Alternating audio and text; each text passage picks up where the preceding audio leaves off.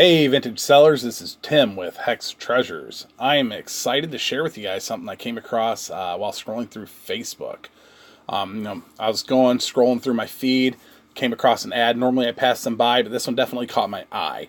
You can see the rustic VW bus down here, overall vintage theme to everything going on. That's what we're about, what we're passionate about. That's what we primarily sell on eBay, and it's why we started the Vintage Thrifter Reseller Group. I mean, it's vintage ideas, vintage look, vintage theme. Anyways, underneath the picture, you can see it says the Antique and Collectors Marketplace. Haven't heard of it before. Definitely interested in looking into it to see what it's all about. And up here you can see it promises that you can import your listings fast using their Etsy and eBay import tool. So that definitely made me want to go ahead and click right into the link for prairiegrit.com. Once I did, you'll see here, this is the site.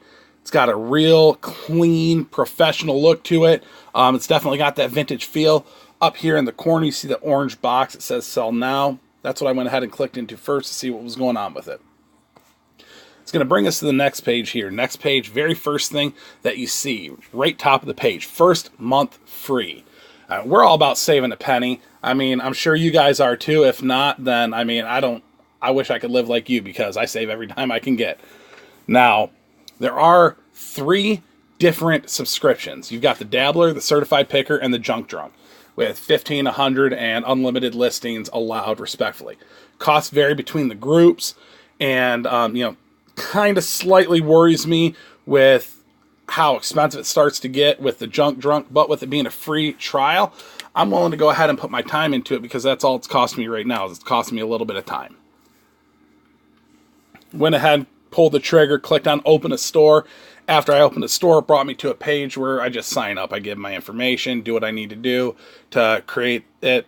Pretty generic, pretty simple. I'm already done. I'm not going to go through that. I'm going to go ahead and go to my account here. And once I get into my account, I'll go ahead and start showing you guys what's going on here. Now, when you're creating your account, one of the important things to remember is to verify your account and your email, or your listing will remain hidden from potential buyers. The other important thing to know is you guys are going to be required to create a Stripe account. That's like your PayPal. It's how you get paid. And it's going to be a lot more like Mercari and Poshmark, with the fact that you are going to get paid into your Stripe account, and then you're going to have to request a transfer out of your Stripe account into your primary bank account. So you don't get paid instantly, but that's really not a deal breaker, that big of a deal for us. If we got to wait an extra day or two for our money, might be for some people. If it is for you, leave a comment, say what you think about it. Really not much we can do about it. It is what it is. Let me go ahead and pause this now.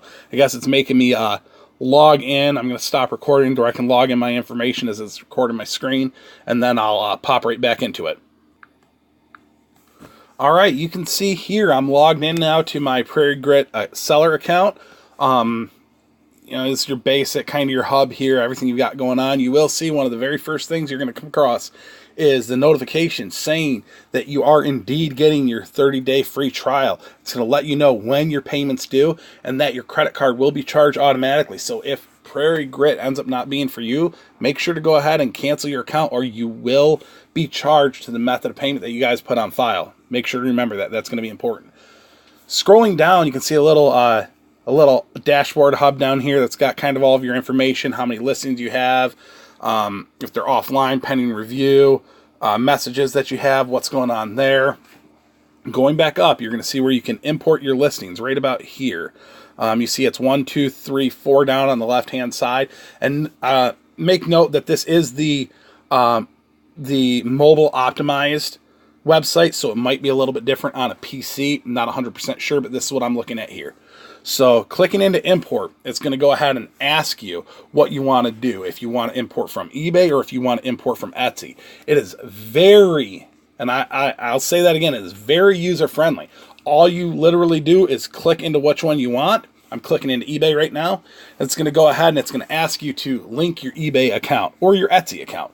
And then it'll take you to eBay. You got to click in, follow the prompts. Pretty straightforward, pretty simple. But at this point, it's going to go ahead and it's going to pop me over to the next page with all my listings. All right, this is one of the issues I'm having right now. I don't know if it's a bug they're working through or what's going on with it, or if that's the way it's intended to be. But it's showing right here, if you look at the top of the screen right there, that I've got 3,800 active listings. That is not correct. We actually have about 1,100. What it looks like is that this is pulling in not only our true active listings, but our sold, our deleted, our ended listings, everything that, we've got going on. It's a little inconvenient, but really not the end of the world. It has this green active bar underneath the pictures. You can see them all through there, those green bars. And if the item's already sold, it will say sold or inactive or deleted. So you're not going to end up accidentally relisting an item that you've already sold off. So there's really no worry there. It just seems a little inconvenient to me to have that. Now, to make your item active on Prairie Grit, you're going to go ahead and click on the import button. So I'll go ahead down to this vintage Kig ramekin I've got here. I'm going to click import once, and here it's going to show you all of the information that it already pulled over. Now, if you're looking at this, the description worries me slightly because it is going to, the way it pulls everything in looks a little funky. On my eBay page, I've got spaces, and I've got spaces between my sentences there, like extra lines in between the paragraphs. We'll see if that pulls over properly or if that's something we actually need to edit. Let's click import, see what happens. Okay, so everything's looking good. We have to select a category. This is another issue that I'm having here. There are limited categories to choose from, and this is something that I personally think the owner and the development team can improve. One of the reasons is there aren't very many vintage categories to choose from. There's a lot of antique, but there's not a lot of vintage categories. For instance, I was importing the vintage candlestick earlier, and my really only good options were either an antique candlestick holder or vintage collectibles. And I went ahead with the vintage collectibles for the time being. I don't want to improperly categorize an item of mine and lose credibility with the potential buyer over something as simple as the wrong category. I want my buyers and my customers to know that I know the difference between vintage and antique, which if I don't, they might not be interested in buying from me because I don't know what I'm talking about. And this is an area that I feel should be improved to where we look better as sellers. Here I'm going to go ahead. The best option I was able to come across for this one's going to be vintage collectible kitchenware, excuse me. So I'm going to click into that, and I'm going to go ahead and wait for it to load in, collectible kitchenware. And look at that. It did pull in properly. My description here has the spaces, as you can see, between like Ramkin and Kadong and the measurements here. Everything's pulled in properly. It looks good. Everything there looks fantastic. My shipping method, handling time, all that pulled in, and my pictures. So I'm going to click import. Once I click import, you're going to go ahead and see that the item is currently being imported. You've got the loading circle there going ahead and going through it. While that's being taken care of, one of the things I want to make sure to stress again is, I personally think, my wife and I, when we were going over this together, we do feel that for every antique category there should be a matching vintage category. That way we're able to properly list our items, properly categorize them. That's a kind of an important deal to me. That's one of the bigger issues I have with the site. Now, something really cool that happened with all this when I was working on this is I actually got the opportunity to speak with Sean Herrick, the founder of Prairie Grit. And after talking with him, after everything I was able to go through, honestly, I'm thinking this looks like it's going to be pretty promising in the future. I was having issues with my listings not coming up, and that's where the issue with making sure you verify your account. When you create a new account, you have to make sure you verify it in your email, or your listings won't show up as active. It'll say they're active, but they'll be kind of hidden. And if you don't have a Stripe account, that'll remain hidden as well. So you need both of those, or your items aren't going to be there. I didn't know that to begin with, so I gave a call to the number on the page, and I got a hold of Sean. And I thought it was customer service. Come to find out, this is the founder, the owner of Prairie Grit. He's the actual customer service there, which is really freaking cool in our opinion. So after he helped me figure it out, I decided, hey, I've got some questions. If you don't mind taking some time to talk with me, I'd like to ask about the site a little bit more. And he was more than happy to. Really cool, laid back guy. Was able to sit there and talk to me for a minute. So after we talked, I got a bunch of information from him, and I went ahead and I wrote something up for this, specifically for this. I'm going to go ahead and read off everything I've got going on here. So Sean started out, just like most of us, with a passion for vintage and antique items. He was a seller on eBay until eBay quit caring about us. When speaking to an eBay rep, he got mad and said something to the effect of, I'm just going to make my own marketplace.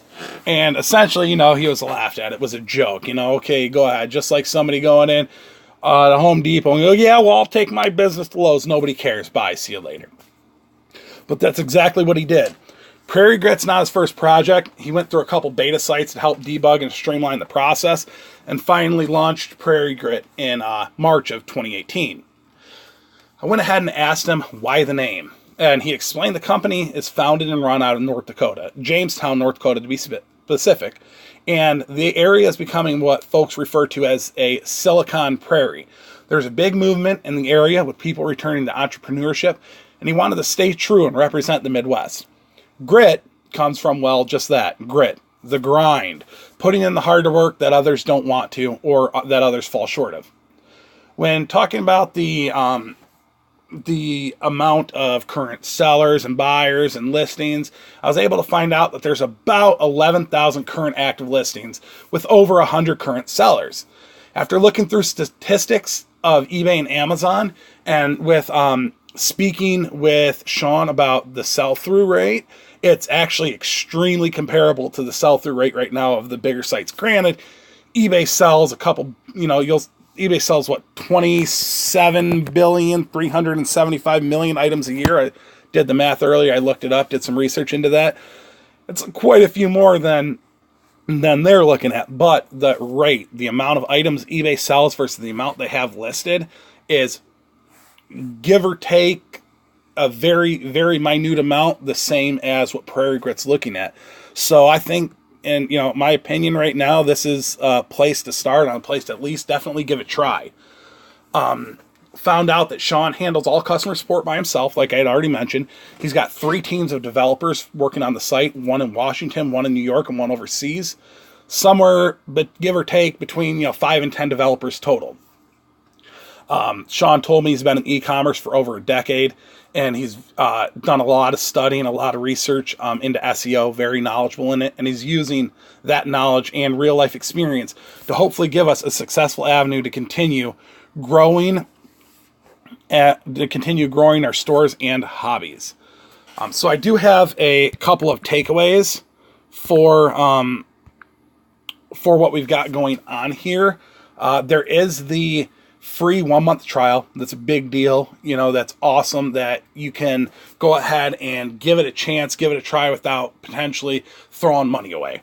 There are no selling fees. So anything that you do sell, you get to keep your money. You're not, getting nickel and dime to death. Negative, they do need more categories. And that is something that when I spoke with Sean, I brought it to his attention. He wanted me, I told him I was going to make this video, and he asked me to make sure to mention that they are definitely open to suggestions. So if you have something you'd like to see, or if there's an item you'd like to sell, not necessarily vintage or antique even, they're looking to expand the brand, but primarily right now it is vintage and antique, but they are open to selling more. If you've got an idea, if you've got something you want to sell, or if there's a category that you don't see that you want there, send a message to the contact or give them a call even, and he'll go ahead and make it happen to where you can list your stuff properly. The importer is ridiculously user-friendly. It's the easiest one I've come across with the other sites that I've been using. They've only been online about 5 months, just under 6 months, and they are showing a lot of potential from what I can see from the research I've done into this site versus others.